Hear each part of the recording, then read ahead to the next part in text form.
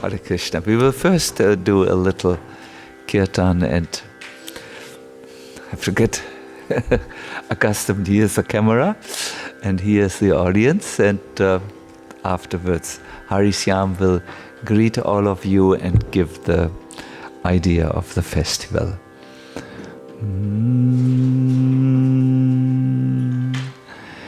Jaya Radha Madhava Kunya Vihari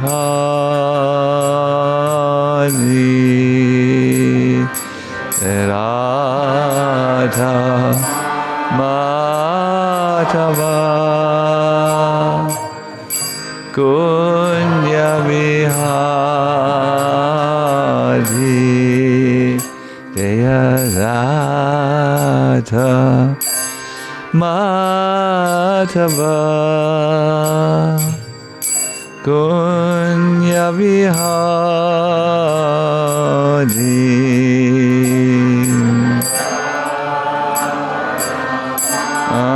Madhava Kunya Vihari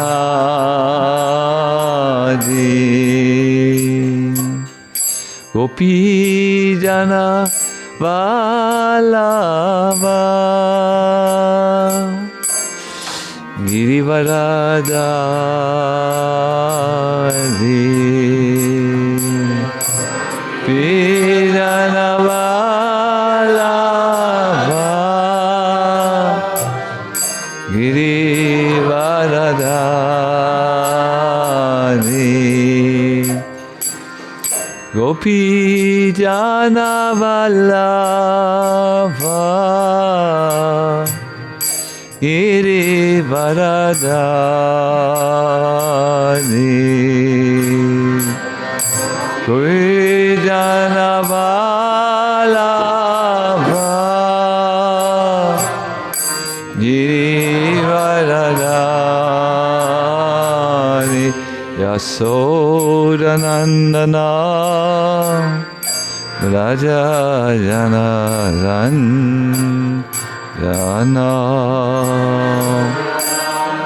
Nana Raja Jana Jana Yasodanandana Raja Jana Jana Jnana Vaja Jana Jana Yamuna Tira Vanachari Tira Vanachari Yamuna Tira Vanachari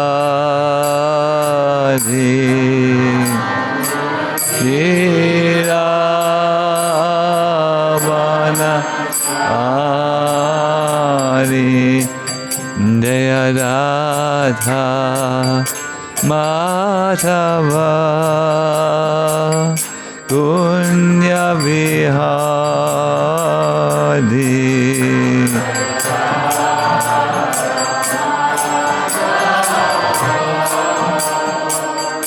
Kunya Vihari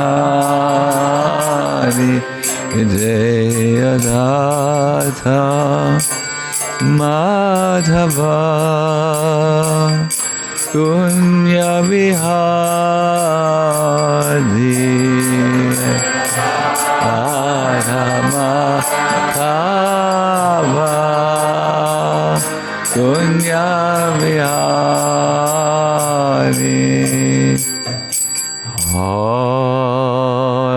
Hare Krishna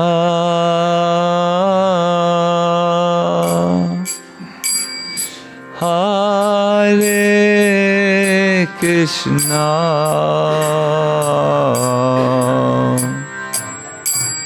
Krishna Krishna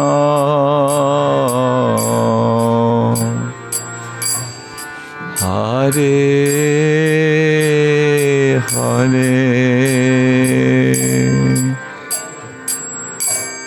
Hare Rama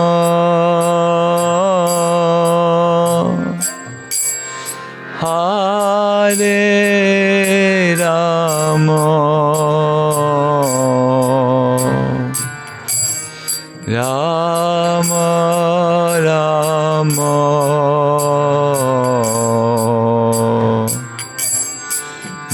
Hare Hare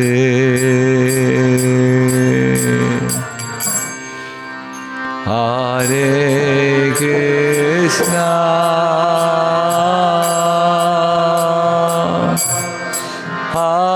Hare Krishna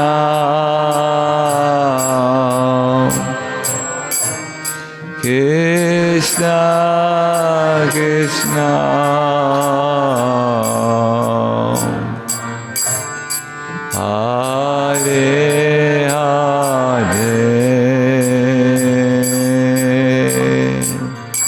Hare Hare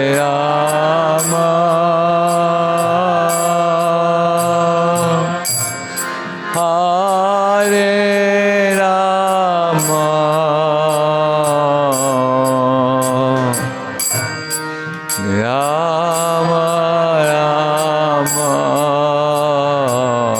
Rama Rama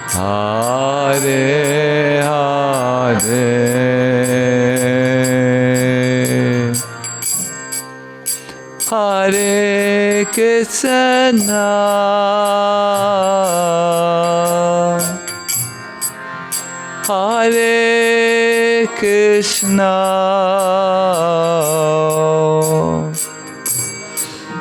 Krishna Krishna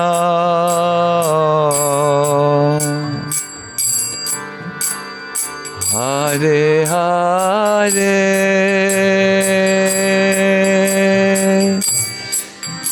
Hare Rama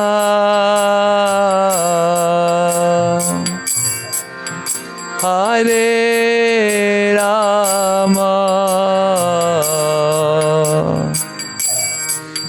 Rama Rama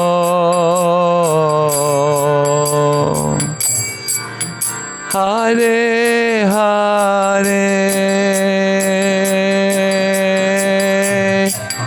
Hare Krishna Hare Krishna Krishna Krishna Hare Hare Hare Rama Hare Rama Rama Rama Hare Hare Jaya Prabhupada Jaya Prabhupada Prabhupada Srila Prabhupada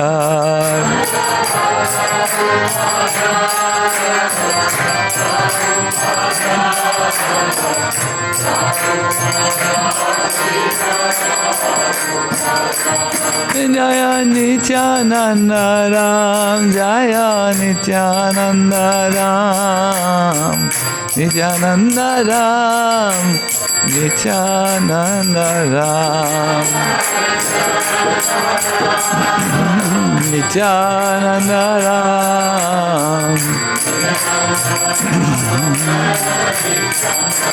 Jaya Gaura Nitai Jaya Gaura Nitai Gaura Nitai Jaya Gaura Nitai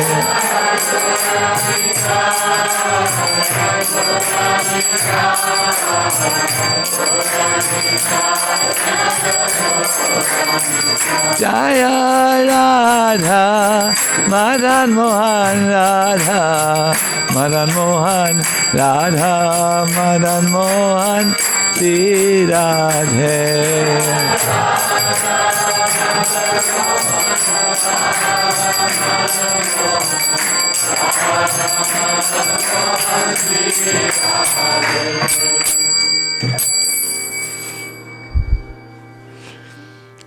Hare Krishna. It is my special pleasure to introduce to all of you, both the devotees online as well as those here, the Master of Ceremonies for this year's Nityananda festival. It is Harisyam. Oh, he is already here. Wonderful. Harisyam, please zoom yourself into this.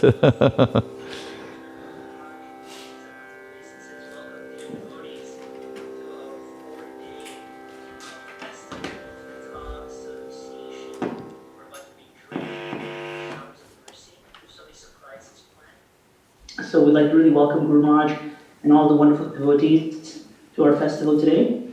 Our program tonight, Guru Maharaj will begin to give a lecture in a few minutes on Lord Nityananda and Guru Tattva, a very relevant theme as we're celebrating both the appearance of Lord Nityananda as well as the appearance of our beloved Guru Maharaj. So our lecture tonight will be on Lord Nityananda and Guru Tattva. If any of you have any questions, please feel free to message them to me privately in the chat.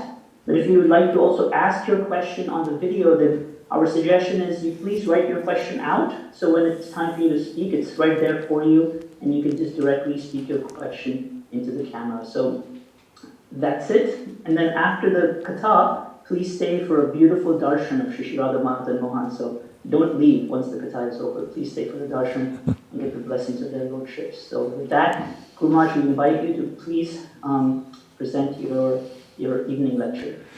May I first ask, where are you? I am currently in Michigan, Guru Maharaj, in Ann Arbor. Is this on this planet? Yes, definitely on this planet. Definitely on this planet. By your mercy, we will go to another planet. Thank you very much. Good. Yes, as Harisyam has said, when we will talk today about Lord Nityananda, especially in relationship to the Guru Tattva. When I was putting the lectures together for this online festival, I was obviously thinking what could be a good theme and how can I bring everything together here. Lord Nityananda on one side and his wonderful gift of very merciful and accessible Krishna consciousness, and then the line which comes from him, a line with which we are all connected, either as disciples of Srila Prabhupada or as disciples of followers of Srila Prabhupada. We are all connected through a line of disciplic succession to Lord Nityananda and through him to the original Guru, Lord Balaram. And I thought this is a good entry point. Also, I must say, this festival for me is something very special. I had hoped really to make this festival a presence festival where all of us could come together in a room and dance and eat cake and be happy and joyful and all. And I sincerely regret that at this moment it is still not possible, but there is some ray of hope on the horizon that soon this unusual situation will be over. And I request you all, although you cannot be here in person and you may feel sad because of that, please try to be there as much as possible online, because I really feel I have something really important to share with all of you, and knowing about the subjects which I am about to present, I know it will give you strength, it will give you encouragement, it will give you a future, and so on. So, yes, these lectures are building upon each other, so try to be there, and those lectures which you miss, or those events which you miss, you can see them later. We will put them somewhere on this huge internet. There was something else which I wanted to say, but it just slipped my mind. It will come back again. So, welcome everyone to this festival, and although it is an online festival mainly, we will associate and have Sadhu Sangha, which is described to be the birthplace of Bhakti. We may sometimes feel we have become dry, or we have become withdrawn, or we have become somewhat distant to the experience of Bhakti. At that time, Sadhu Sangha, or having association in some form or other, will give rise to a new beginning in Bhakti. Yes, Sadhu Sangha happens mostly through the ear, not so much through the other parts of the body. The main organ to help us benefit from Sadhu Sangha is the ear. There were once 10 very glorious devotees, they are described in the Bhagavatam, who had a personal darshan of Lord Vishnu. They were the Prachetas, and they told him, Tulayami lavinapi na svargam napur narbhavam Bhagavat sangi sangasya madhyanam kim utashisha. They said to Lord Vishnu, we so much appreciate having your darshan. It is the end goal of our spiritual endeavors. And we would like to share with you how this became possible in our opinion. It was because of the association of your devotee. We had association with Lord Shiva. And then they say, even a moment's association with devotees cannot be compared to anything in this world, not even to being transferred to the heavenly planets, or even merging into the Brahman effulgence in complete liberation. No, even a moment of association with devotees is uncomparable, because living entities who are destined to give up the body and die, for them the association of your devotees is the highest benediction.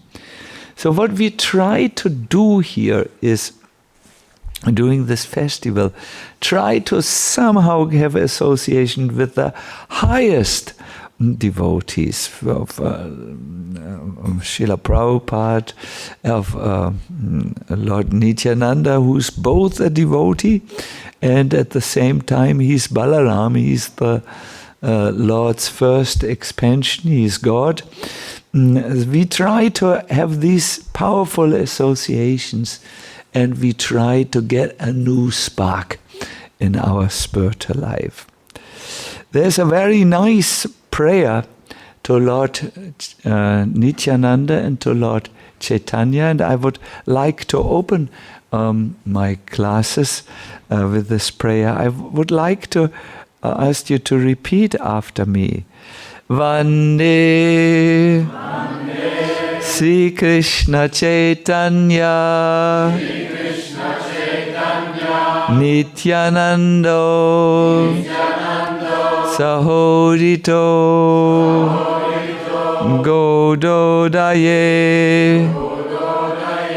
Pushpavanto Shitro Shando Tamonudo.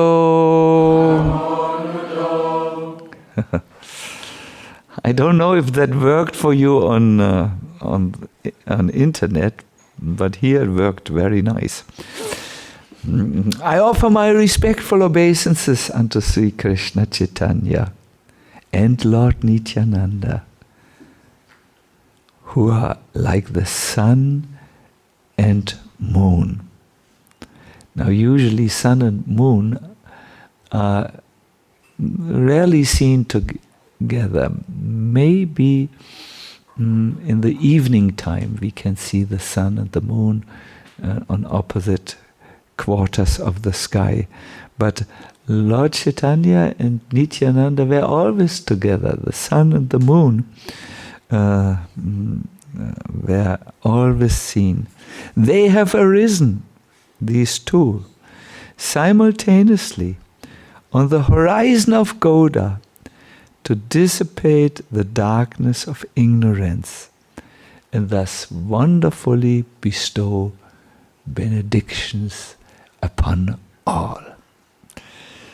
So this is the mission of Lord Chaitanya and Lord Nityananda, to dispel the inner darkness in the heart of the living entity, and to wonderfully give all these living entities some benediction so that they can move forward.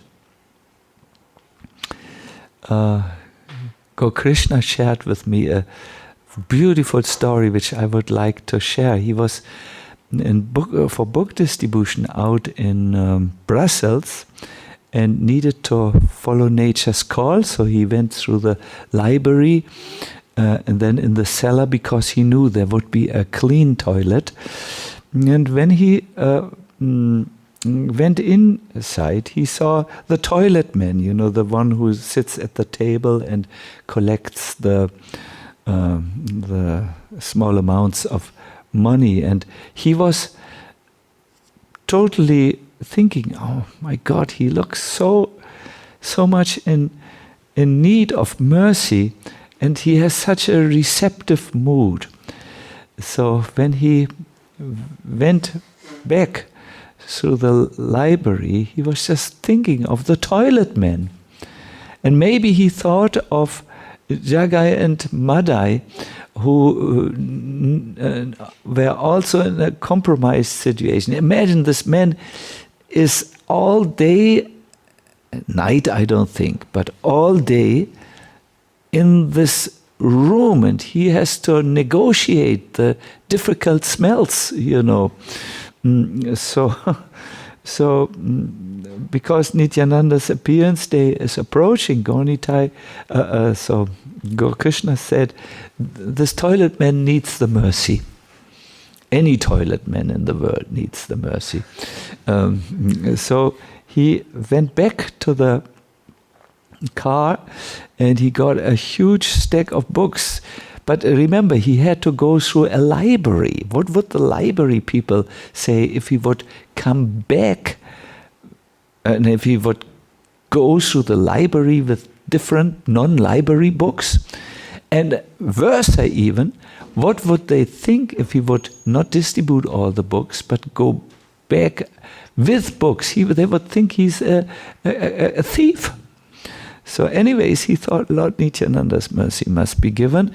The man was extremely happy, and it turned out he had already read a book, How to Control the Mind, because he understood if the mind is controlled, I will be happy even in the toilet.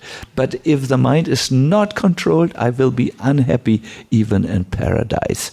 So he was interested in such subjects, and when Gaur Krishna presented the books and the subjects of the Gita and so on, he was very eager to take several books, not just the Gita and so on. And when Gaur Krishna went out now, the question was, how does he get the excess book?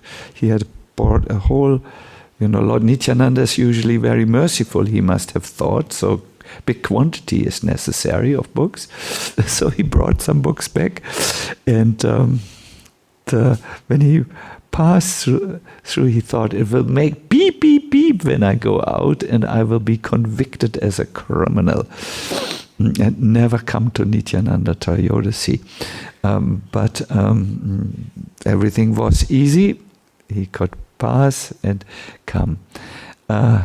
Yes, the idea is, let us remember, Lord Nityananda gives the mercy not only to Jagai and Madais of this world, not only to toilet men and toilet persons, women and everyone else.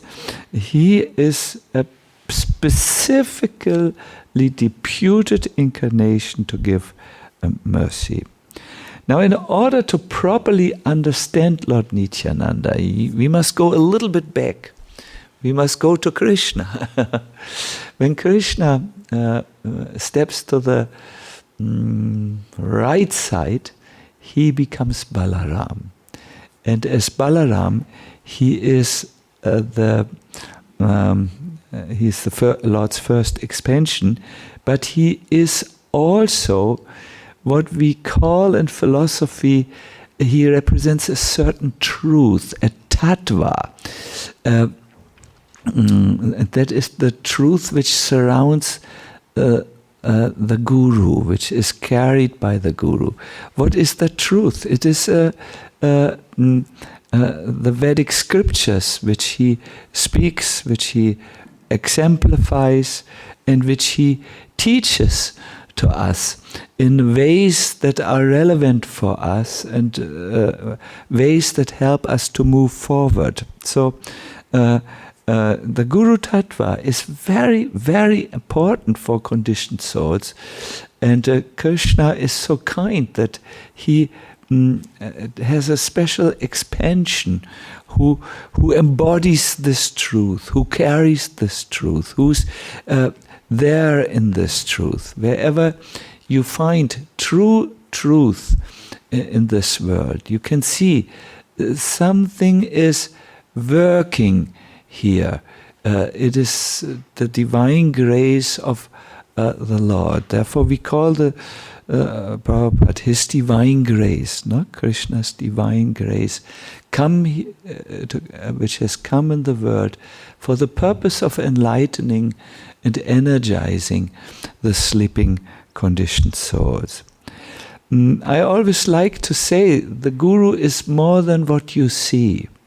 He carries something with him, a tattva, a truth that can enlighten us if we can somehow capture this truth, if we can somehow download it into our system, so to say, wherever we are.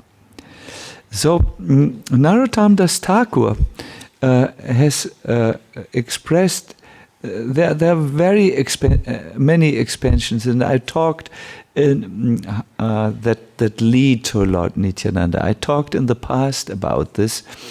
I will maybe touch it in later lectures, but here we want to be just very essential. Lord Nityananda is foretold and is described by Narottam Das Thakur. Narottam Das Thakur sings about him and Lord Chaitanya. Dina hina jata chila harinama udharila tara sakshi jagaye madai. By the holy name, Lord Chaitanya and Nityananda have advised all the souls who are lonely and wretched. The two sinners, Jagai and Madai, are evidence of this. Now, of the two, Chaitanya and Nityananda, Nityananda is usually seen to be more merciful. Anyone who can grab the mercy of Nityananda, he becomes very dear to Chaitanya Mahaprabhu. Anyone who is dear to Chaitanya Mahaprabhu, he becomes very dear to Radha and Krishna. There are many, many songs about Lord Nityananda. See, the truth is conveyed better through songs, because songs can carry emotion, and a poetic language is often more able to describe these high spiritual truths. And there was one poet, his name was Krishna Das. Sometimes these old poets give themselves names so that they remain anonymous. It could be well that behind this Krishna Das is a great soul who has another name. But he signed this poem with the name Krishna Das. And he sang, Jaya Jaya Nityananda Rai Aparada Papa Mora Tahanyanain Ora. O Lord Nityananda, glory, glory to you. Jaya Jaya Nityananda. All glories to you. Please, when you see me, do not think of my sins and the offenses which I have done. Just overlook all this and kindly deliver me. When I stand before you, I have to say my heart is not good. My heart is very sinful. And there's another problem. It's not really attracted to the chanting of your holy names. I do not even like to speak about these spiritual things.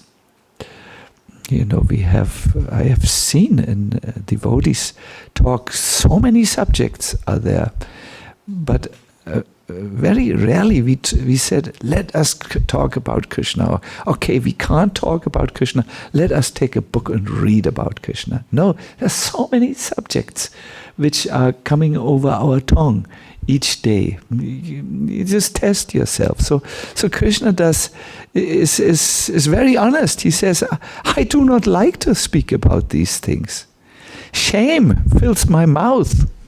In how many births and birth after birth did I kill the chance to make spiritual advancement? That is why I'm today in such a state. How relevant, no? Do we really take the full chance of which is offered to us? Do we take all the opportunities for our spiritual growth? Krishna Das says, I'm not very good. He says, but you know, I am this, but you are that. You are an ocean of mercy. You are the friend of the sinners. If you give me up now, then your peerless and glorious reputation as Patita Pavana is only a great trick. And then he ends his poem. He says, how many Yavanas and other offenders have you already delivered? With my own ears, I have heard that you delivered many. It is the firm conclusion of Krishnadas that if in your heart you do not hate me, then you will not push me away. Of course, Lord Nityananda, he has no evil intentions towards anyone. Just like a parent who doesn't take in account if his little boy or little girl is just sitting and does not want to speak with them, or in modern terms just looks at the internet from morning till evening. The parent can never withdraw his good feelings from the child. It's just not possible. So in this way, Krishnadas pleads to Lord Nityananda. Today, someone from Mayapur was on the phone, very nice devotee, and asked me if he can do anything for me. And I said, yes, 2 things you can do for me. On Lord Nityananda's appearance day, please go to the Pancha Tattva, and specifically to Lord Nityananda in the Pancha Tattva. He will be very nicely decorated on this appearance day. And please pay your most humble obeisances and pray to Lord Nityananda that he shows you his mercy. You want to do wonderful things for the Lord, but on your own steam it will not be possible, but with Lord Nityananda's mercy. And then when you have finished praying for you, please pray for me. I know in the scriptures it is said that Lord Nityananda is just very, very kind to conditioned souls. In the Chaitanya Charitamrita, we find this verse: Prema Mata Nityananda Kripa Avatara Uttama Adhama Kichu Nakore Vichara. Lord Nityananda is intoxicated by ecstatic love, and because he's constantly intoxicated, he's in another set of mind. He is an incarnation of mercy. He does not distinguish between the good and the bad. Well, you might ask, do I not have to do this something, or how do I get this mercy? And wait a minute, I was in a previous Nityananda appearance day. Why have I not gotten this mercy? Why am I still where I am? The next verse might give an answer, what you can do and what you have not yet done. Ye age padaya tare karaye nishtara ateva nishtarila mohena duracha. He delivers all those, listen now, who fall down before him. Therefore he has delivered such a sinful and fallen person as me. In my last lecture, I will tell you that in our spiritual life, we usually go through 3 stages. The first is when we start the process and we are really enthusiastic. Have you ever met a nude bhakta? Have you ever become convinced, wow, he is enthusiastic. He's, wow, in a new dress, a new lifestyle, new type of eating, deities, holy name. I can't believe, and all these pure devotees around me, and so on. And he has been wondered, maybe, be surprised when one of these pure devotees came to him. Now you're enthusiastic, but in 10 years you are like me. Sometimes our devotees are very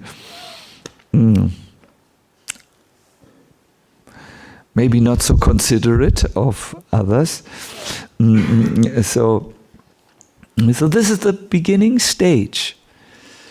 And he hears, by chanting the holy name, all your karma is just erased and you will obtain love of Godhead. But then, if after a year this has not yet happened, and instead the devotee feels dryness in the heart, aridity, he becomes irritated. At that time, he will go to an older devotee. What can I do? I'm not yet blissfully situated in Krishna consciousness. And the older devotee will tell him, well, increase the quantity of your service and of your devotional service, your chanting. Or if you don't wish to do that, increase the quality. No? And maybe you are not performing enough. Maybe you just constantly eat too much and lie too much and have habits that are not really favorable for the cultivation of Krishna consciousness. So increase a little bit, do a little tapasya, Just refrain a little bit from harmful things. And then the devotee does this, but still he doesn't feel completely blissful. At that time, the devotee goes into phase 2. He does what most devotees do. He goes into compromised land. He compromises his effort. He still believes in Krishna, yes, but his practices become compromised. His chanting is compromised. His readiness to engage in service is compromised. And Netflix is also there. In the evening, it can give us some taste. He compromises. Or if he does not compromise, he rages against God. He turns against Krishna. He becomes bitter. He criticizes. He makes offenses on internet because they can quickly multiply there. And in this way, this is phase 2. Either compromise, which most do, or becoming bitter. And then comes the 3rd stage. Somehow, the devotee feels in his heart, well, when I was young and enthusiastic, I made all these efforts and they didn't bring me to the desired goal. Then I compromised or I became disappointed. But I don't know, in my heart or in my soul, I still feel a type of stirring, some movement, something that tells me material life is not satisfying. Compromising is also not satisfying. There it is again, the voice. And then the devotee will say, I don't know how, my Lord. I just don't know how, but I want to be close to you somehow or other. And he may pray. And at that time, he can fall down before Lord Nityananda and say, I believe, I have heard that you are that manifestation of the Lord who is most merciful. Now I'm falling down before you. I've heard you are ecstatic with love, and you don't distinguish between who's qualified and not qualified. Please give me your mercy. See, on the first stage, once the devotee says, I want to do it, I want to do everything. Second stage, the devotee said, it didn't give me the results. If I'm true, I don't want to do it any longer. In the third stage, the devotee has understood my concepts, which I had originally, did not help me. Krishna is beyond concepts. He cannot be thought by the material mind. And what I understand and what I understood at that time was something about Krishna which is not really understanding the real Krishna, only my thoughts about Krishna. The devotee understand at the beginning, I also thought by my efforts, by my own sadhana, I can somehow make Krishna appear before me or come in my life. But this would mean you are stronger. You can will or act God into your life. That is not the fact. In the second stage, you made a step back. The third stage means the stage from where real Krishna consciousness can be born. The stage where you understand on my own, with my concepts, with my own efforts, I can't do it. You are confused. Do you know that confusion is good?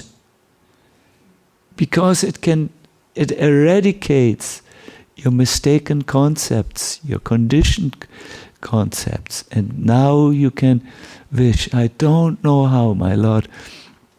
I'm very humbled. I'm very incapable.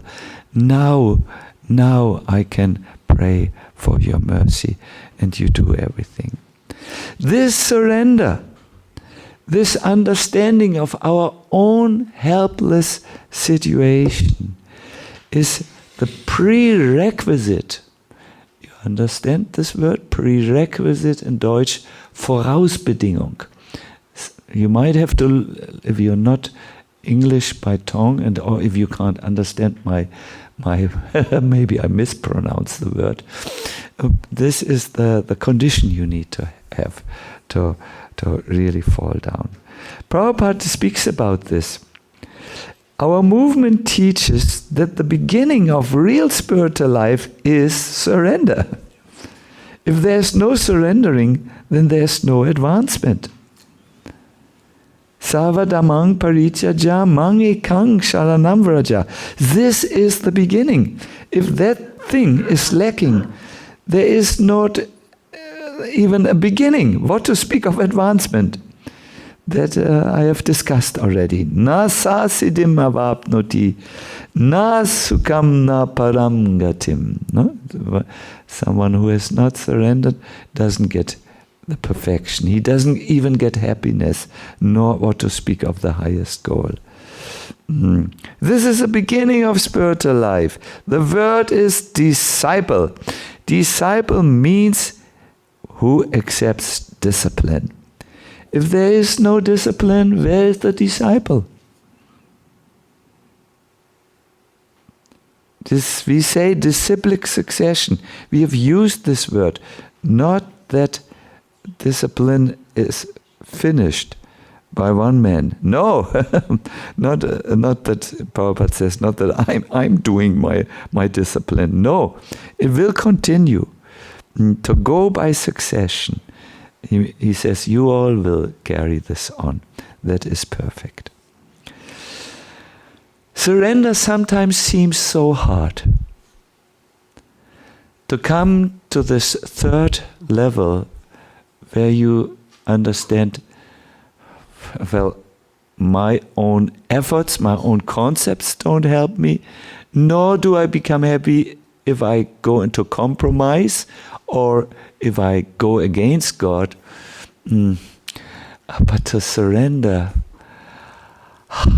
to fall before Lord Nityananda, to just go down, fall down before him, ye age padaya, tari karaye nishta.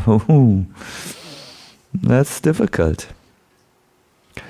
And Prabhupada addressed this, and I was sharing this with you in the past, but I think because it's such an important point, I want to repeat it.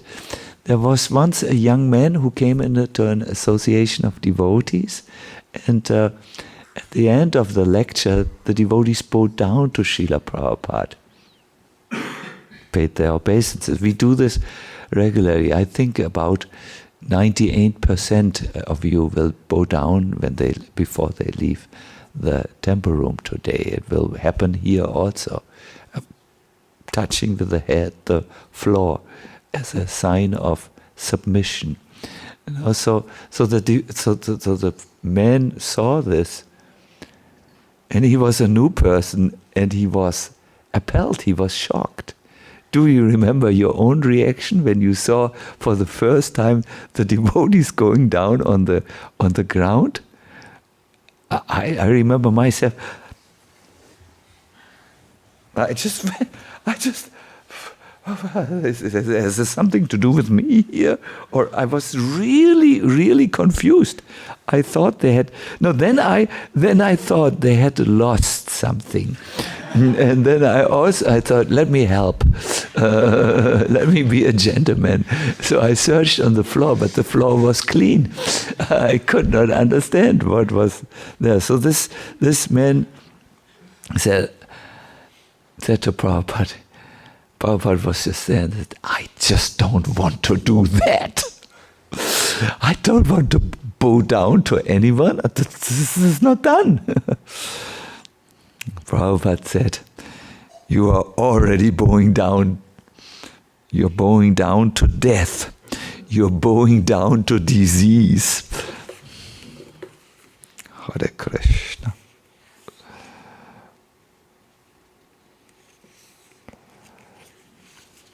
You're bowing down to old age. You're bowing down to so many things. You are forced.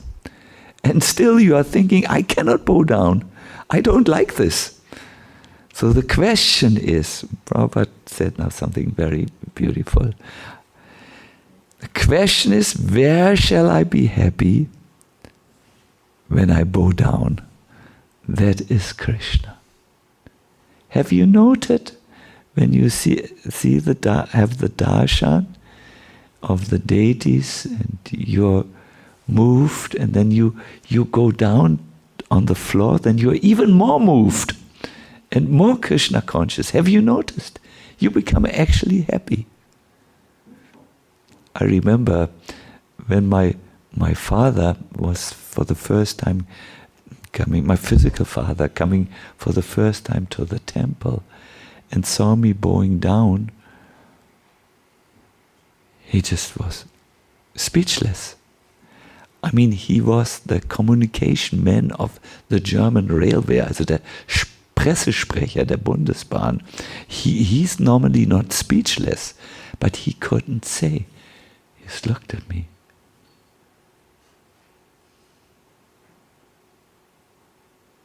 And then he said, did I just see you getting on your knees and touching the floor with your head? Did you just do this, or did I just imagine something? Maybe I'm a little überreizt. I said, no, I did. Can you please explain me why? What you did? And so on.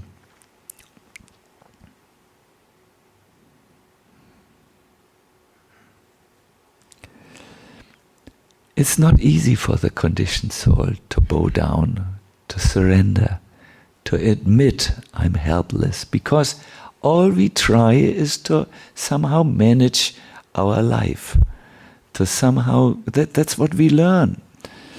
Once Srila Prabhupada had a meeting with two very well-known people at that time, John Lennon and Yoko Ono. There was a long discussion. They had spoken about gurus who do not praise the Lord, who has given them everything. And Prabhupada says, if a peon means, what is a peon? Briefträger, what is another word in English? Postman. If a postman, you say, comes to your door, but he doesn't know anything about the post office, what kind of peon or postman is he? No. What type of letters will he give you if he has no idea of the source from where all this letters which he brings come? So at that time, a devotee said to John Lennon and Yoko Ono, who wanted obviously that they surrendered, that they learn from Prabhupada, obviously you are not satisfied yet with what you found. That's why you're here and you're listening to Prabhupada. Now listen to John Lennon's answer. He said, yes, we got to go around. I know people that have been wandering around for years, seeking gurus and spiritual teachers. I mean, it's doing them all quite well. You know, they have not yet surrendered. So when Prabhupada heard this, he said, good, bring prasadam. They had not the prerequisite to listen to spiritual knowledge. I mean, obviously Prabhupada continued to talk polite to them. The beginning of Krishna consciousness is to understand, yes, on my own I cannot do, and to bow down. And Lord Nityananda, he accepts this. This is the only thing he needs to say. And this is explained so nicely in this verse. If you want to read it, I can indicate it to you. Prema Mata Nityananda, that's the first verse which we heard. It's in Chaitanya Charitamrita Adi Lila, chapter 5, verse 208. And the next is Yeage Padaya Tore. He delivers all those who fall down before him. Ask yourself, have I already fallen down? When you fall down, it's not just the body.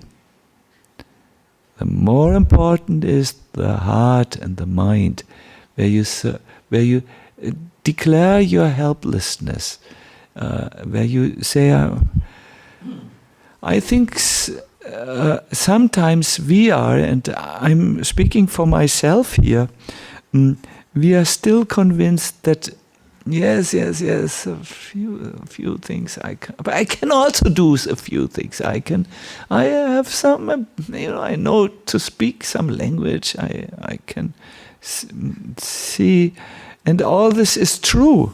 But who gave you the abilities? Who gave you the eyes to see and the brain to understand and so on? Declaring our dependence on the Lord is the first sign of waking up. Declaring that I am dependent on you means we wake up from the illusion of being independent. So, yes.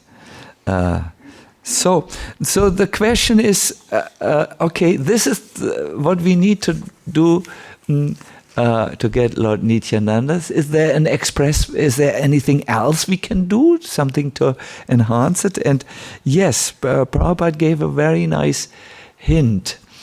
I think he based this on a song of Narottam Das Thakur, Parama Karuna. I think we will ask Krishna to sing this during the festival. Prabhupada said, to approach Radha and Krishna, you need the mercy of Lord Chaitanya. And to get the mercy of Lord Chaitanya, you need the mercy of Nityananda. You know everything. And to get the mercy of Lord Nityananda, now it is a question. What to get the mercy of Lord Nityananda? One thing is to fall down before him and pray to him sincerely. But the other is you have to approach people who are fallen and who need help.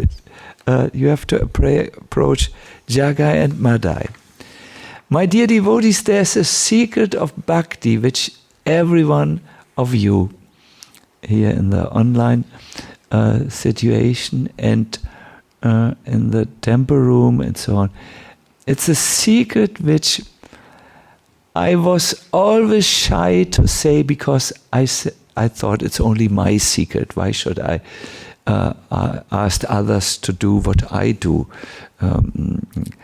But I found just a few days before I finished the preparation of this lecture, I found a quotation of the Bhakti Ratnaka which says, when you give bhakti to others, your bhakti increases.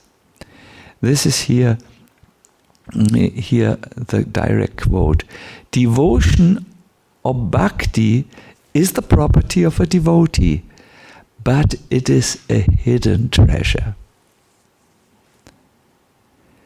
It becomes available to him or her only when he or she helps another person to acquire bhakti. Then you get bhakti. You feel it in your heart.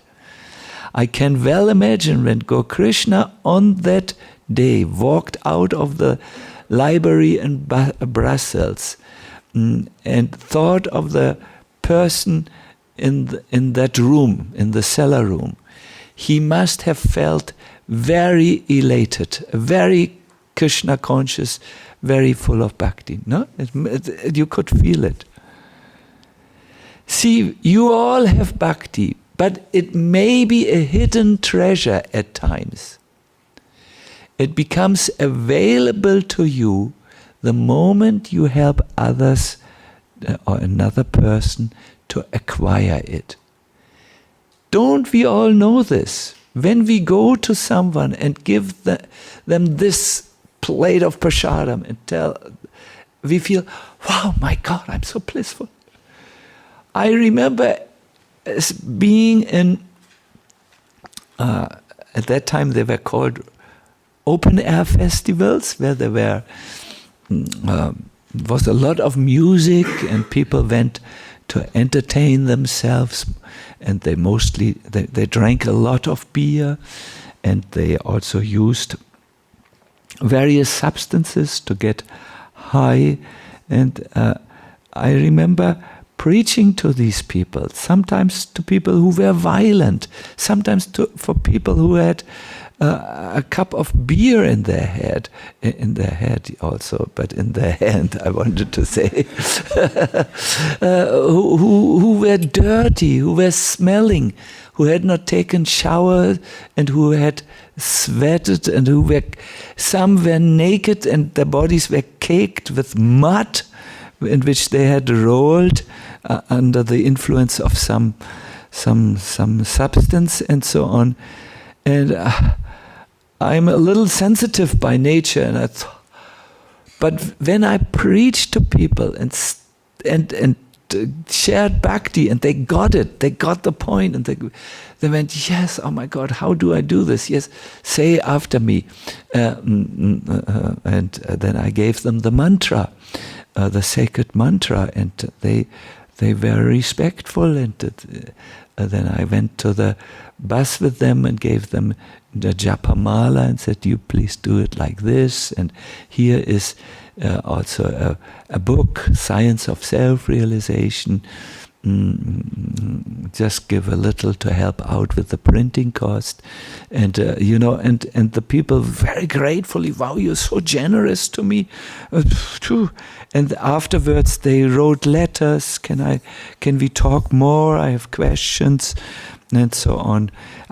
You felt really blissful. Everyone has experienced this, because you now could discover your own hidden treasure.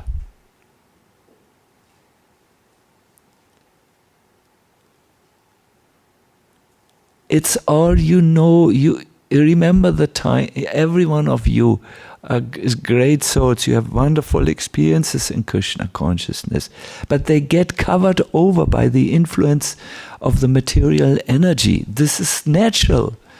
Prabhupada once said, the mirror in the car, when you drive with the mirror, the side mirrors, through a muddy road, the mud will splash on the mirror, and the mirror you cannot see the images clearly in the mirror. And he used this as an example for everyone. When we go through this world, our consciousness gets sullied, it gets contaminated, it gets covered. All this, even by the elements in our body. All of a sudden there may be too much vata or too much kapha or too much pitta. Just by staying in this world, you will meet unpleasant things, and some are so strong that they overwhelm you. So in this way, the bhakti which is in you may become hidden, and you might not even see it yourself, but it becomes available to you the moment you help another person get bhakti. Yes, this is the mood of our sampradaya. This is very nice. I'm thinking today at the beginning of this festival, and this will be my last point for today, then we can see if there are any questions. I'm thinking of Srila Prabhupada, who came as a messenger of Lord Nityananda. I don't know if you knew this little detail, but Srila Prabhupada is born in a family of a great devotee of Lord Nityananda, Sri Udharan Datta. And as a child, Srila Prabhupada would often with his father, go on bullock cart to that village, it's called Saptagram, and they would celebrate the festivals. This is a village which is totally and exclusively dedicated to the worship of Lord Nityananda. So, to understand this mood of giving mercy, which is integral to Lord Nityananda, and see this mood in Srila Prabhupada, we can best go to his poem Makine Bhagavad Dhamma, a poem which he wrote when he arrived in Boston Harbor, America, in 1965. He said, he sang, "My dear Lord Krishna, you are so kind upon this useless soul, but I do not know why you have brought me here to America. Now, you please do with me whatever you like." And then he continued. I will jump over. It's a beautiful poem. If you can read the whole thing, that will be very nice.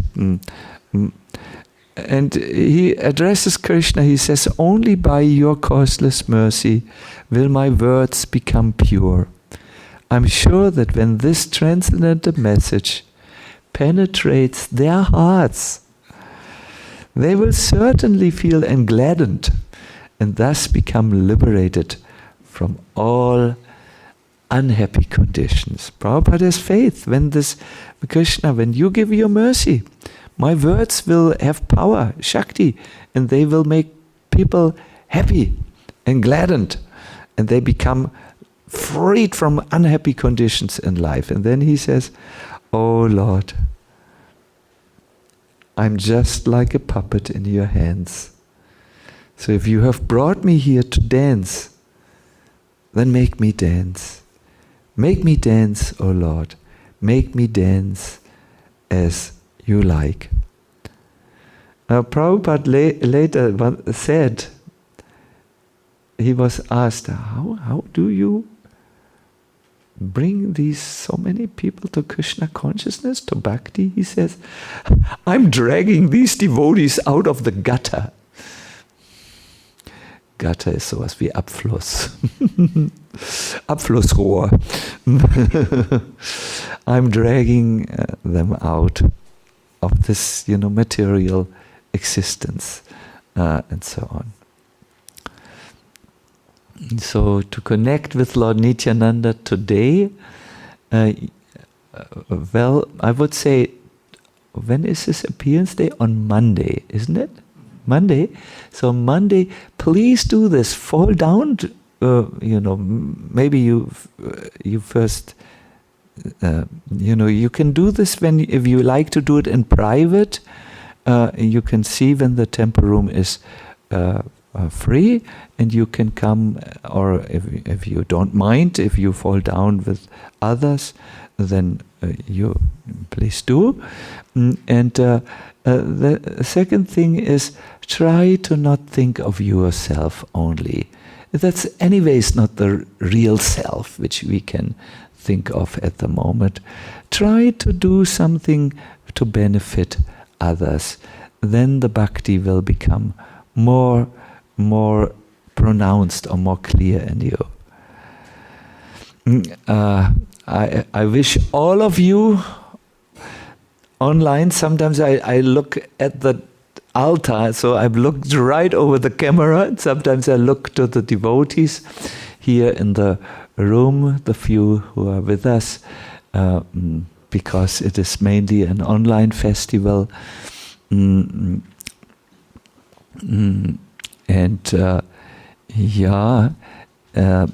So I really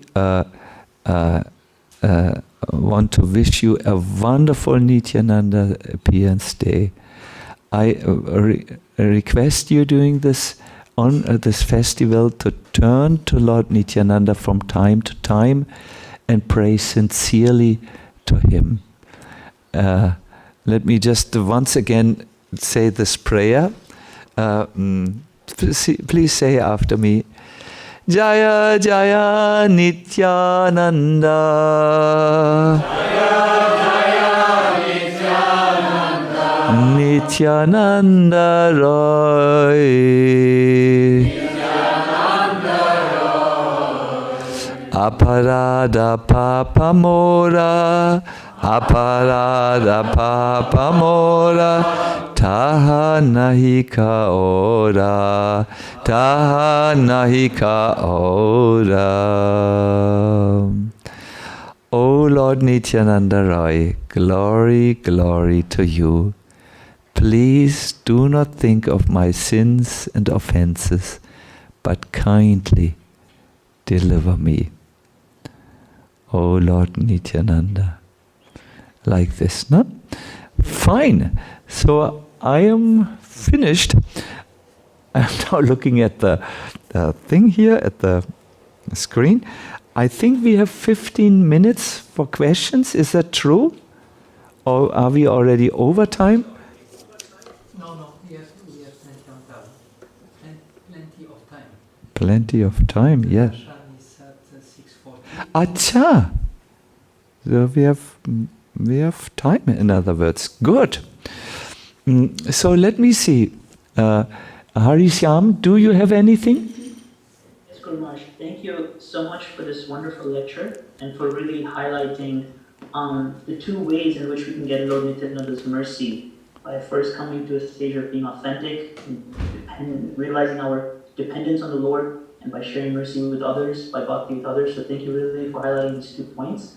We have a few questions. The first question is from Govindanandan Prabhu, and his question is, Bhakti is described as tenderness of the heart oriented towards Krishna. I'll repeat that. Bhakti is described as tenderness of the heart oriented towards Krishna. How do you describe this tenderness of the heart, dear Gumaraj? Wonderful. This is a definition from Bhakti Rasamrita Sindhu from Rupa Goswami. And wonderful. Thank you for this question. Tenderness of heart. It means how can I serve you, Krishna? This particular when you stand before God, that's your question. That's the tenderness of your heart. How can I serve you? There's a beautiful, beautiful description in a rare book by Prabodhananda Saraswati Thakur. It's about a soul who returns back to Godhead and for the first time sees Radha and Krishna. It's very interesting. The soul is overwhelmed by the darshan and asks himself, is this a rain cloud? Thinking of Krishna. No, a rain cloud is not that beautiful, and it does not rain compassion, but I can feel there's a lot of compassion coming. So he asks a few questions. I have just now forgotten the exact quotations, and then the soul looks to Radharani and asks this other question: Is this the personified form of love? Is this Lakshmi? You know, the soul is clearly overwhelmed and confused. Yes, he must have seen a lot of pictures of Krishna and heard a lot of descriptions and lectures, but all the Krishna looks totally different. And therefore the question, is this? Is this a black tamal tree was one of the questions. No, but the tree doesn't move. and so on. And then after asking a series of questions to himself or herself, the soul just looks at the deities, at divinities, you know, Radha and Krishna, and says, how can I serve you? I just want to serve you. This is the tenderness of the heart. Maybe when we hear this, we don't feel necessarily a tenderness. You know, in our movement we have a few slogans which we don't necessarily fill with the deepest meaning. We often ask other devotees, how can I serve you, Prabhu? Or when we are in a call center, let us say, then the question of the person in the call center to us is, how may I serve you, sir? And this may not necessarily come with a tenderness of heart when this how can I serve you is asked in this world. But when it is asked to Radha and Krishna, it is tenderness of heart, and that is the meaning of chanting. You are supposed to chant with tears in your eyes, and the expression there in your heart is, please accept me in your service. It's really a tenderness that brings tears into your eyes. That is that tenderness of the heart. It's a spontaneous, natural softening of the heart that flows towards Krishna, almost like if butter softens it flows in a certain direction, no? It melts and then flows. So the heart melts and then flows towards Krishna, and with love and with devotion.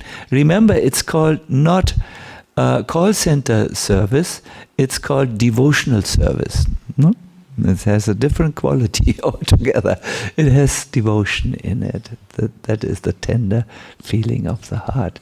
Thank you. A wonderful question. Yes. Harisyam, another question, please. Guru Maharaj, this question comes from Kunja Bihari Prabhu, and it has to do with the second stage of bhakti that you were describing, where one can compromise. And his question is, what is the difference between a compromised spiritual life and a spiritual life where we adjust by our nature and circumstances, because we cannot always be like enthusiastic when we were in the beginning. So we have to make some adjustments according to our nature. What is the difference between that and compromising?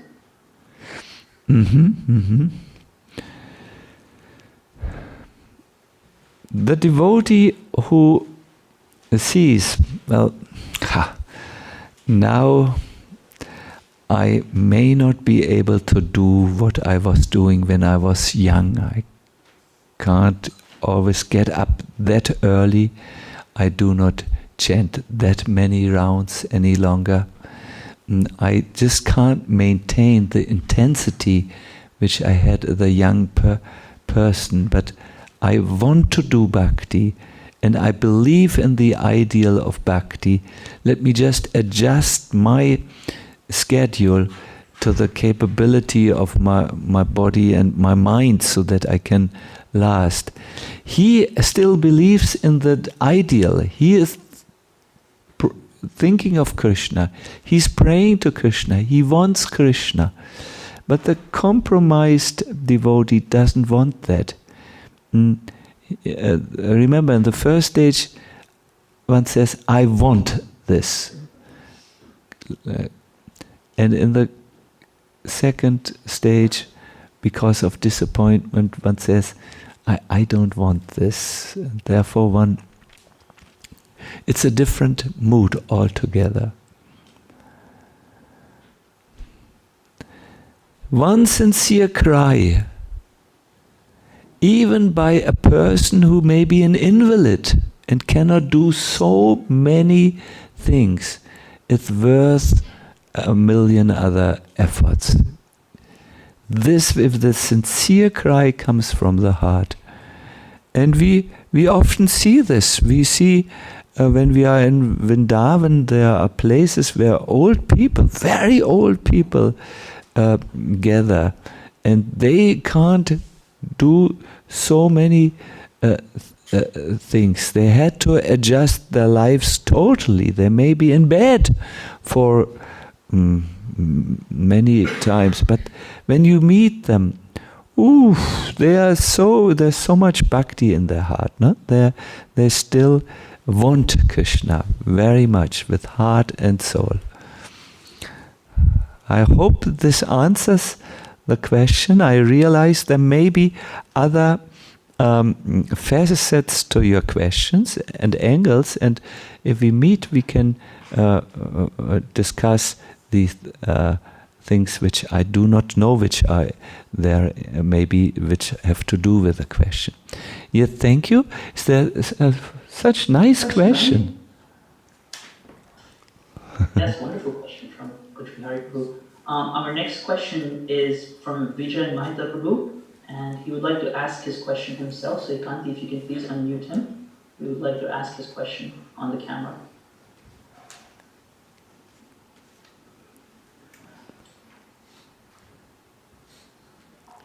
Hare Krishna, Maharaj, thank you so much for such a wonderful class. I really like the point that how helplessness is the prerequisite for Krishna consciousness, and how Nityananda Prabhu is so merciful that he does not distinguish between whether a person is sinful or sinless. Maharaj, my question is that how to deal with the people who, because of lack of knowledge, are offensive or hostile towards devotees. Thank you so much.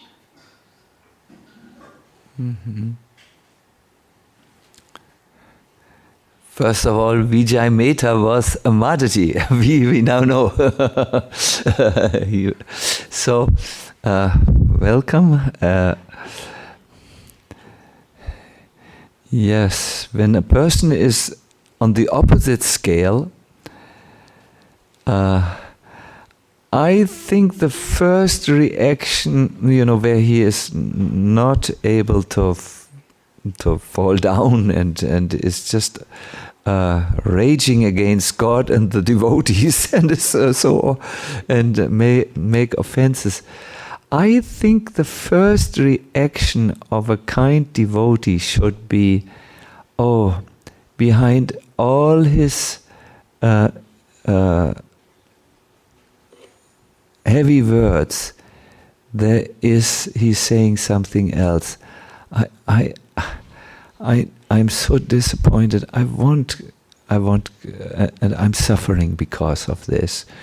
So this is how a devotee prefers to think in the beginning, and often a person who is aggressive and offensive changes when he sees or she sees that the devotee is not returning an eye for an eye, so to say, is not taking revenge. They can, often there is pain behind all this. And if the pain is recognized, and if the pain is dealt with, then there is sometimes a chance to help a person to move away from this terrible, this bitterness and this criticism. Now, if it is not possible, and if the person is just insisting to continue in his or her ways, it is best for devotees to ignore this person. This is kindness, when you ignore a person who is just very bitter and so on, he calms down. But if you are always stay in front of them, and engage in discussion, the ego becomes even more increased. So the word for ignore, a better word could be to disengage. I will say it again because my pronunciation is sometimes not so good. To disengage, not to discontinue the engagement with that person. I know, I have met people who were very critical towards Krishna consciousness, and I did not visit them for 2 years, 3 years, or I did not talk with them. And then after some time they calmed down and they could rationally, they reviewed everything and they came to another conclusion. I know even sometimes older devotees have become so critical towards Prabhupada, but when they were left alone after 3 years, or take sometimes long, the criticism stopped and they turned around, because they can see even an offensive person after some time. The voice of the soul is there, and the natural recognition is there of what is good and what is bad. No, but so in the first instance, we should see there's only pain behind this, and the second instance, when they just do not want to change their ways, then it's best in their interest and in the whole interest of the whole situation to disengage. Good. Now, we have more time. We are millionaires in time.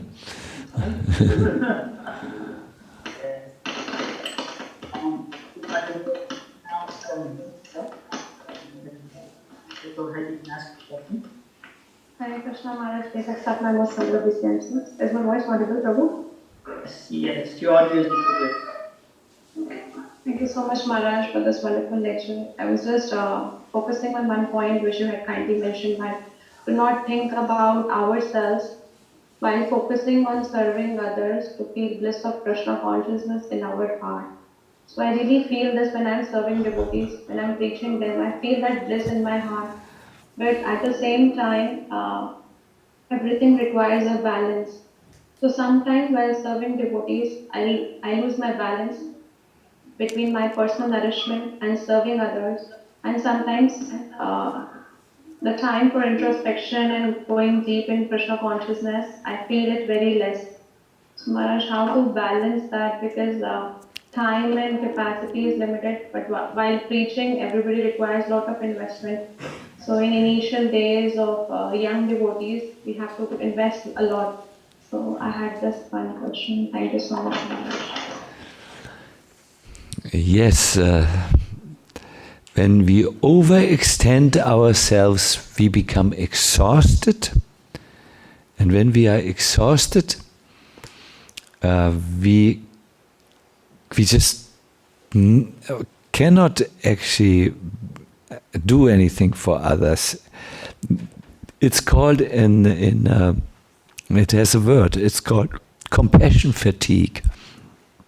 It is seen in social workers a lot, who are and nurses who are taking care of others so much, and then totally neglect themselves and come to a point of burnout, really. Or the term here is compassion fatigue. So we have introduced long ago a model which is very important for devotees, for people. It's called the tree of life. A healthy tree needs roots, a trunk, and a crown. Only when the roots are strong and the trunk is strong, then the crown can have fruits. If the roots are weak and eaten by rats, and if the trunk is without any bark and thick, this tree is fruitless. So a preacher or any human being needs to have enough spiritual strength. His roots must be very strong. He must have some physical and mental balance, and then he can do the work easily. Of course, sometimes we may be weak, sometimes we may be mental, and still we can help others. But if we burn out, we have to go from the preaching field. I myself did this now. I was for 10 days in a panchakarma treatment by the help of some very, very generous and kind devotees, because I had seen over these 2 years of traveling less and working very hard on the writing table, I had become very so many things in the body did not work and were painful and dysfunctional. And then I said, well, how can I help people when I myself am just living from one day to the next? Let me take some Ayurvedic treatment against this, and then I'm ready. So this is tree of life, simple tree of life. Be a little bit introspective and see when you reach that point where you need to really fill up your own batteries, and then do it. Hare Krishna. I think we will now take the last question. Okay, Guru Maharaj, we have one last question. From Aditya Narayan Prabhu in North Carolina. Aditya Narayan Prabhu, would you please ask your question to Guru Maharaj? Hare Krishna Maharaj, this humble obeisances. We can see you. Thank you. Thank you for the wonderful class. It really helped prepare our consciousness how to approach Nityananda Trivadashi. My question, Maharaj, is when we are doing our regular sadhana, seva, we are engaged in services.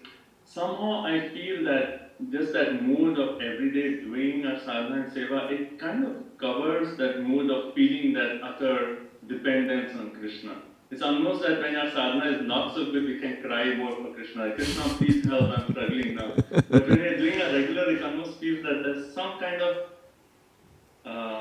maybe just the feeling of doing that sadhana, covering our utter dependence. Can you speak a few words? How can we break that and feel that utter dependence even when we are engaged in our regular sadhana? Thank you so much. Hare Krishna, yes. I think the reason why our sadhana becomes where we don't feel any devotion and any urgency any longer and no real need to cry for Krishna is because it has become monotonous. It has become, so repetitive that we almost don't recognize it any longer as something special. And there is no feeling in it any longer. I would like to give you an example. I was in Radhadesh before I went to this treatment, and every one of us was required to sing a minimum of 8 hours a day. We were just in the kirtan, not moving anywhere, singing either in the chorus, because that was also an online festival and we needed some devotees to be in the chorus. So I sang there, and it was definitely, I gave my best to sing in a devotional mood, but in one kirtan I fell asleep. I found out, oops, it's already over. What happened? I was sleeping. Other times I was distracted, and so on. Yes. Then I went to the clinic. And Aditi Narayan, believe it or not, because I was now in a different situation. There were no instruments around me. Not one single devotee was there, at least not a practicing devotee. There was just a clinic atmosphere. And I thought, well, I want to be in Krishna consciousness here.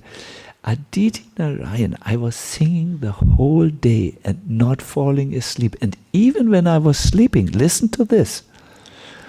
When I was sleeping, in my sleep, the chanting continued. I knew this because, when you get out of your sleep, the sleep becomes a little bit like the morning dawn, you start to move out of the darkness of the sleep. And I was singing, and from there, and I felt so blissful. I thought I sang the whole, subconsciously I sang, because I had broken through something that was repetitive. I hope this is the right English word, repetitive. It repeats itself over and over again. It was totally different circumstances. It was kirtan without any instrument. Yes. And so on. And even the therapists felt it. They started to they started to say Hare Krishna. One bought a whole Bhagavatam set. I had not said a word. I was just singing in the therapy, in my mind, not loud, because you're supposed to be silent in the therapy, and the therapists were also supposed to be silent. But the chanting can also go in the mind, and I was thinking, wow, it really works. the sound, the vibration really gets to the people even when it's not verbalized or sung out loud. And everyone said Hare Krishna, and I had not even said that I'm a Hare Krishna. I had come with my, because, the very official, everything had to be very official. I had come with my passport name, Of course, one can see I was dressed in dhoti, so. No, I always forget. For me, dhoti is so normal that I don't think of it that I'm dressed differently than others. Yes, so you have to break the monotony, and you can break it in various ways. You can read something you have never read before. You can have a discussion with a devotee who you rarely meet and discuss. You can go on a walk and make a kirtan in nature. There is this nice walking way in Hillsborough, which you have introduced to us. You can take a book with you in nature when you are free, and read the book and pray something to break out of the monotony. There is a saying: every day think a new thought. Every second day approach a person you have not approached. Every third day sing and laugh and dance. And then go to a place where you have not gone before. Something like this. This is a recommendation which comes from the Dalai Lama, because he also, with the monks in Buddhism, also do always the same thing, and he also has to give people an advice how to break through the monotony. Do it in a Krishna conscious way. Go on pilgrimage, which I know you do regularly. Visit temples and so on. Monotony is dangerous if you don't yet feel ecstatic love of Krishna. If you don't feel ecstatic love of Krishna, monotony is very dangerous, because it takes away the taste and the appreciation of that this is special. What I do to break through the monotony, I say prayers.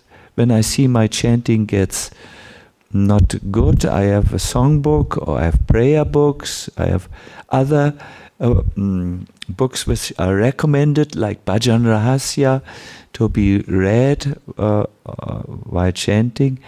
Bhaktivinoda Thakur would say these verses regularly when he chanted his japa. And just somehow break the monotony, of course in a Krishna conscious way, not you're chanting, okay, my chanting is mechanically. Maybe I should read a Superman comics, or so. No, not like that, of course. In a Krishna conscious way, break the monotony. And then the taste comes there. Or Aditi Narayan, share Krishna consciousness with others. One thing which always works is take some books in your arm and go to the people on the shopping center, and you will start trembling after some time. Trembling means with excitement or with anything. You will not stay the same. Do something to help others. Hare Krishna. I have many other tips, but some I'm too shy to. I can talk about what I'm shy. When I feel absolutely useless and monotonous, I sing kirtan and dance. I like to dance. I dance since I'm a child. So dancing and then singing for Krishna works magical for me. I really break the cobweb, the cobweb. But I don't want to say that everyone should. Why not? Chanting and dancing. Have you ever heard about this? This is good. Hare Krishna. But I recognize it's not everyone's cup of tea to dance alone in the room. I recognize this, therefore it's not a general recommendation for those where it works. Just the idea is break the monotony. Good. So, I think, let me first of all look at time passes so fast. Thank you for your questions, by the way. It makes everything, it churns the nectar. Let us keep churning the nectar over these coming few days. Tomorrow I have something really exciting prepared. Oops, I always hear yes, but it's this is our MC will tell us maybe tomorrow. Now, Harishyam, I give it over to you. Please guide us. There's, I think, one last point today.